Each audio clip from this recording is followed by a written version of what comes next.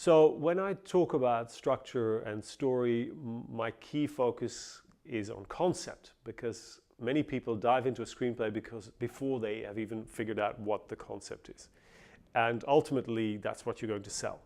If you don't have a sellable concept, you may waste a year, several years on developing a screenplay that's never going to be sold. So what makes a good concept? Then how do you communicate that? I developed a process to write loglines, industry standard loglines. I set up a website that's specialized in that, where we have over 5,000 loglines posted now and over 25,000 reviews. It's called logline.it. So that's one area of interest. Another one is the inciting incident of the story, the story catalyst, which in Hero's Journey is called the call to adventure. Quite a few people underestimate the importance of that story element. They even believe that you can leave it out of the story. It can predate the story and it can be off-screen, and I don't believe so. I think it is an integral part of your concept. It must be in your story, and it needs to be experienced from the point of view of the character. So point of view is another really important aspect. I believe that most beginning screenwriters will fail because they don't understand how point of view works. Many teachers believe that character is central. Everything starts with character, people say. What they don't realize is that the reason character is central is not because of the characteristics or the journey or the character arc. That's secondary. The most important reason why we need to start from character is point of view. You need to first nail the perspective of the story. Who is the character through whose eyes we experience the story? We cannot talk about structure because there's no such thing as story structure. It's always the structure of the character's own journey. So to clarify that and to get that across to students in a fairly simple way, I developed a method based on the difference between events and actions. Events are what happens to the character, and actions is what the character does. So that's why character is central, to be able to make that distinction. And it just so happens that what I find the most frequent, the most common issues with story and screenplays can be remedied using that method. You have passive protagonist, you have poor premise, you have problematic POV. Those three.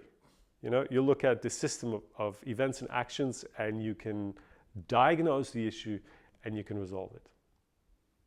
So we've got concept and loglines, we've got inciting incident and call to adventure, we've got point of view. There's two more. Today here in Sweden, in Forsund, we have spoken pretty much all day about the midpoint reversal.